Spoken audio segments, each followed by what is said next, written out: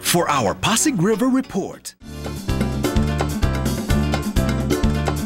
Ngayong araw na to, nandito kami sa Paco para magpakain sa mga kabataan at ang pinapakain namin ay mga gulay para maging aware ang mga bata paano kumain ng gulay at ganoon din ang mga magulang.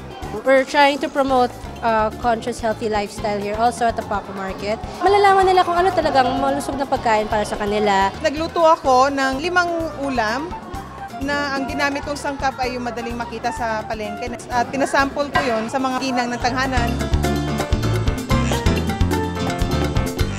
Sa akin po bilang nanay, malaking tulong po sa akin yung matuto akong magluto ng mga gulay. Kasi ang mga bata talagang napakahirap pakainin ng gulay. 40 years na po namin itong ginagawa.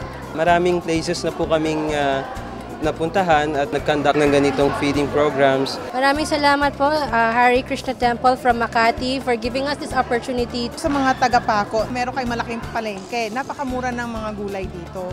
Samantalahin natin yung gulay para mabigyan natin ng tamang nutrisyon ng ating mga anak. With your help, the river will flow with life again.